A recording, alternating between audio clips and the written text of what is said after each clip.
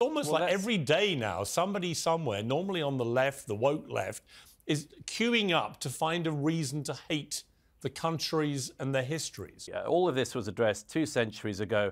Everything has consequences. All history has consequences and ramifications. But, you know, if we were to play this fairly, we would at least look at all of the countries around the world that engaged in the slave trade who are simply not interested in any form of reparations. The Ottoman Empire, all the Arab countries who not just traded far more slaves than across the Atlantic, but castrated all the men so that there wouldn't be any more African slaves after them. They worked them to the bone. I see no interest across Africa in paying reparations for selling their brother and sister Africans into slavery or for working them to the bone to the present day. There is slavery across Africa today. In fact, there are more slaves in the world today than there were at the height of the transatlantic slave trade.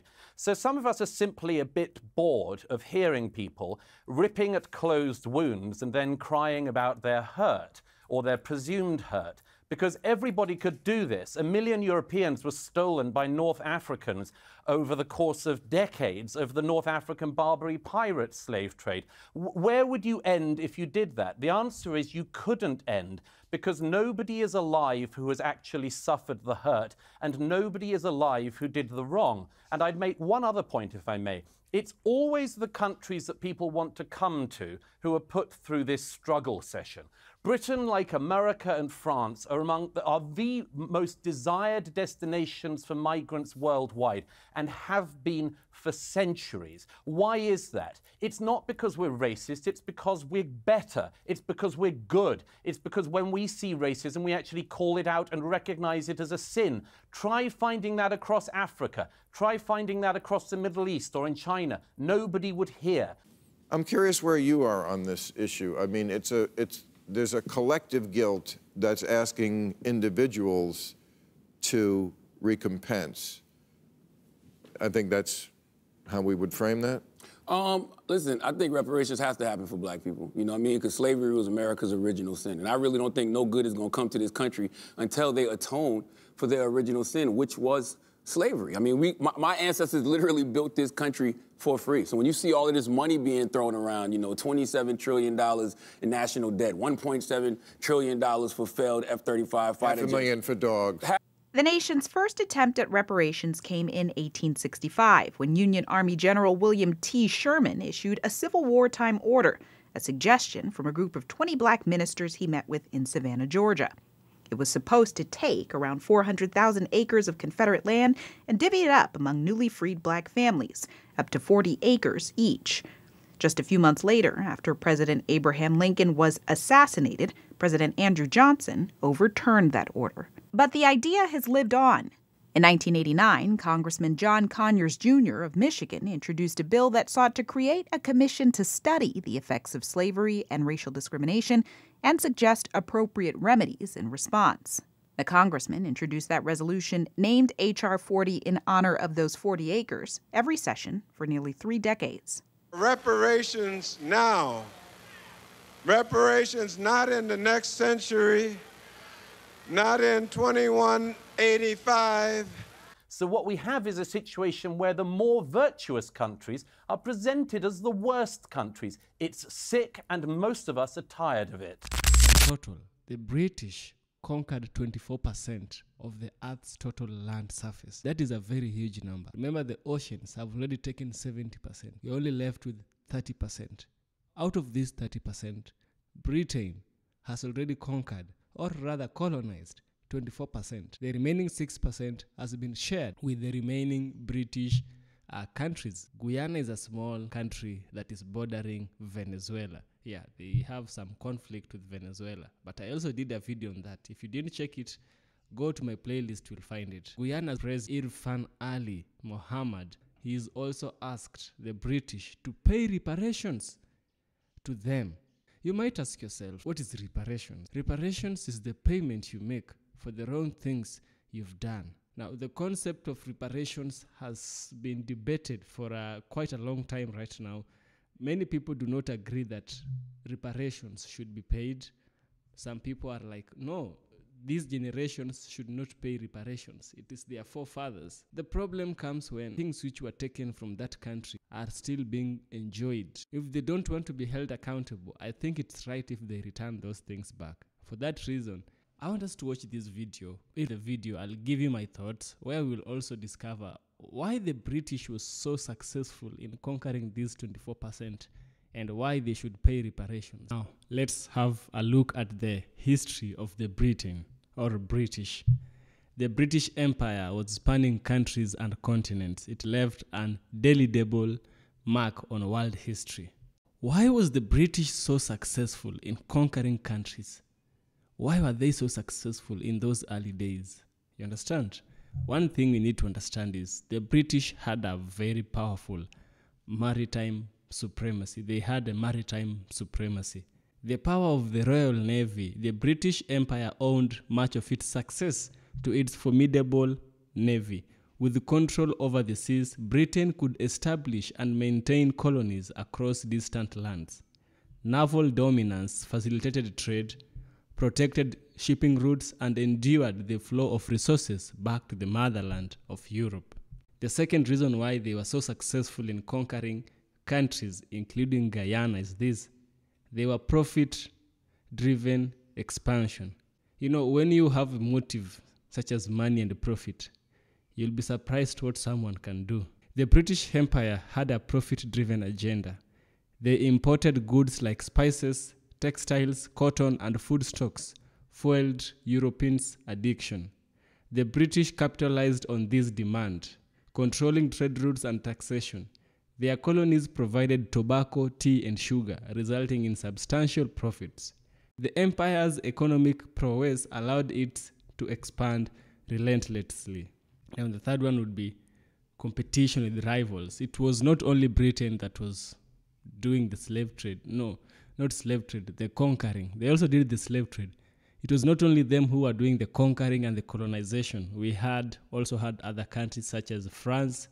We had countries such as Germany. We had countries such as Netherlands, Spain, Portugal. We had them. But Britain was top-notch. It was the leading. Now, the British Empire faced fierce competition from other powerful nations, France and the Ottoman Empire, China and the Mughal dynasty. They all levied for global influence. To remain significant, Britain had to expand. The race for supremacy drove them to acquire more territories, leading to colonization on an unprecedented scale.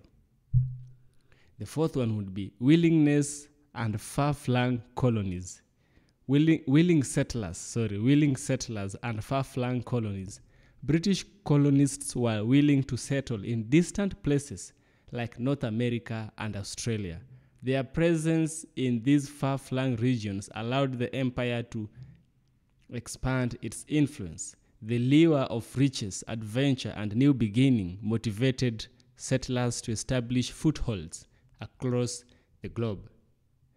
Another one would be privatization and profit, the fifth reason why they were so successful in doing this evil. Private companies played a pivotal role in British expansion.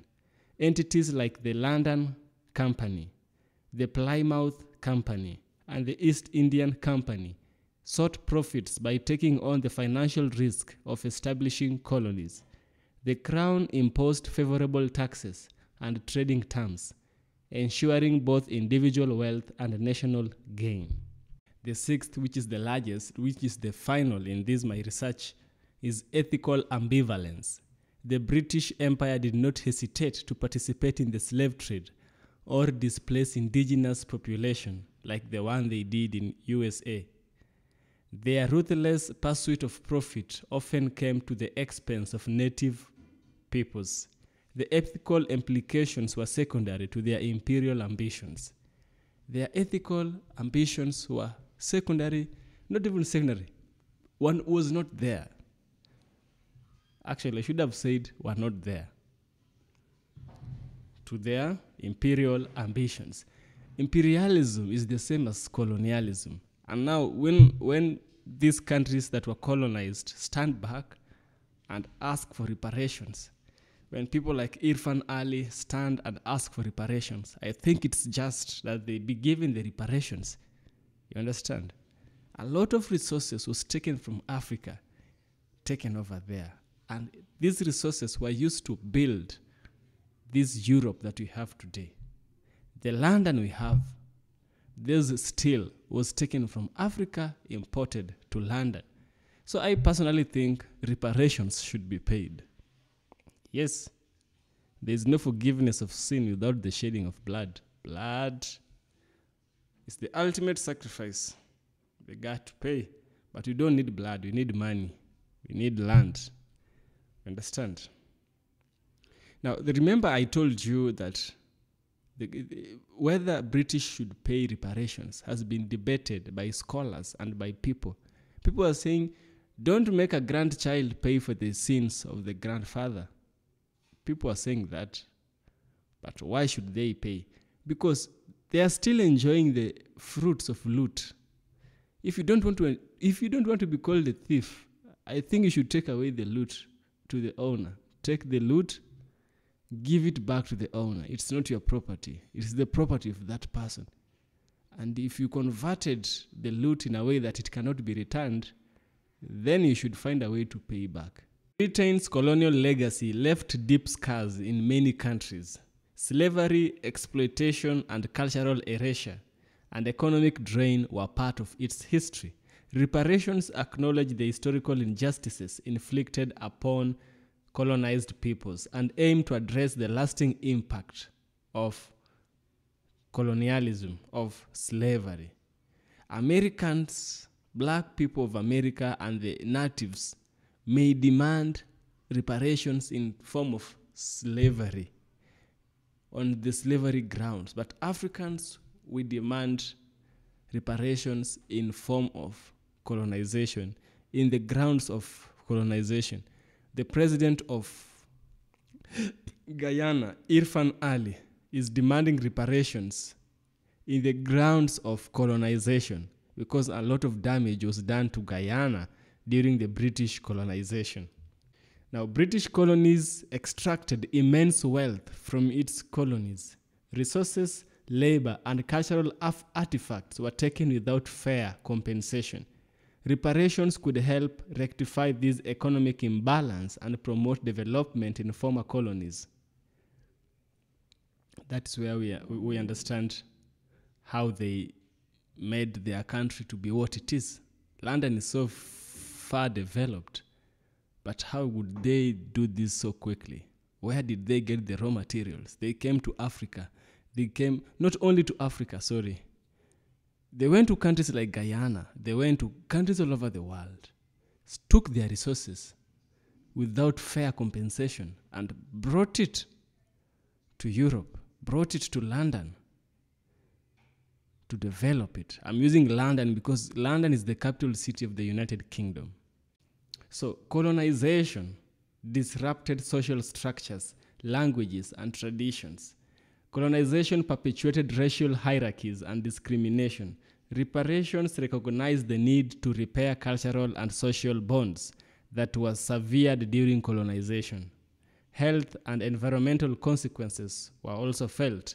Many former colonies could fund healthcare, environmental restoration, and sustainable development. We have legal and moral responsibility. Some argue that Britain has a moral obligation to acknowledge its past action and make amendments. Reparations symbolize accountability and demonstrate a commitment to justice. The challenges and debates that are facing reparations are these. Determining the scope and recipients of reparation is challenging. Should it be monetary compensation, infrastructure development, or educational support? Critics argue that current generations cannot be held responsible for historical wrongs. But I'm saying, as long as you're enjoying the loot, you should give it back to the owner. That's a moral thing. I don't need to explain why it is so. Now, I collected some data of examples of reparations that have been paid around the world because somebody had to pay for their sins. It is not only the Britain the British or people from Britain that are being told to pay reparations. Reparations, as I said in the past, earlier on, reparation is a form of payment that you do to cleanse your wrongdoings. You understand? Now, reparation programs around the world are some of these. You understand what happened in Japan in 1945. We had the 1945 bombing of Nagasaki and Hiroshima. So Japanese Americans, after their incarceration in internment camps during World War II, Japanese Americans received reparations in the form of compensation from the US government. That's the first one. The second reparation programs that I think the British should listen and look at examples is this. We have the Holocaust survivors, the Jews who were in the Holocaust. If you've watched the movie Escape from Sobibor, it's so sad. You cannot watch that movie twice. It's so sad. Now, back to the Holocaust survivors. The German government paid over $90 billion in reparations to Jewish communities affected by the Holocaust. Additionally, Germany issued national apologies and established memorials to acknowledge the atrocities committed during that period. That's the second. Now, the third one is South Africa's apartheid.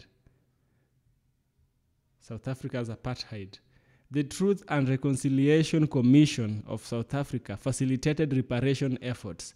Victims have received compensation, and the process aimed to address historical injustices and promote reconciliation.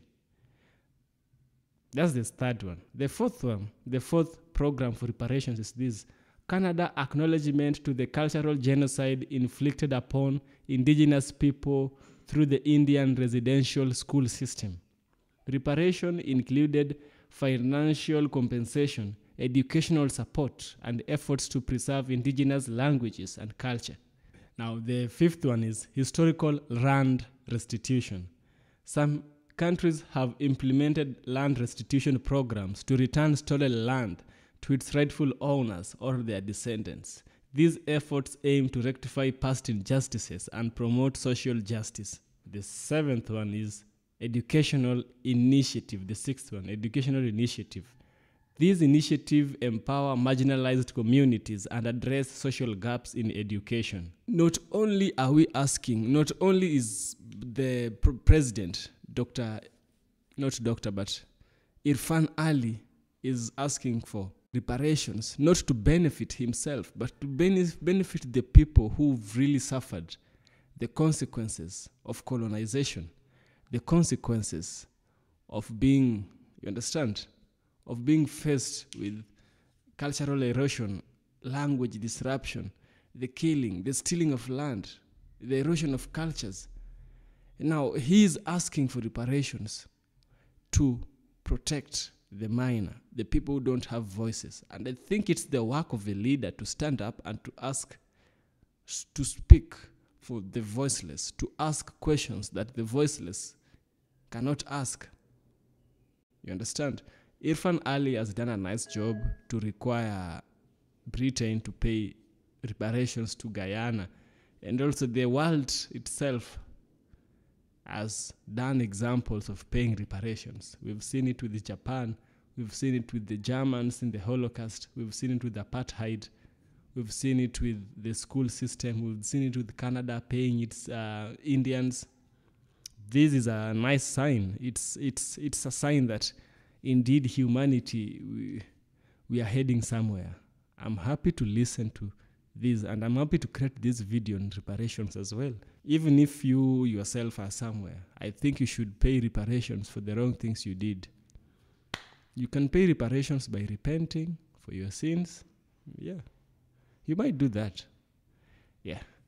So this is Evans from Kenya, EFK Original Documentaries. Yeah, we do documentaries in this channel as well. Watch them. You'll enjoy. I'll show you those parts of Africa that are not really shown that much. Yeah. So if you like my work, support me on Patreon. give me a super thanks. I will appreciate. Subscribe and share the video with your loved ones. I will so much appreciate. See you in the next one.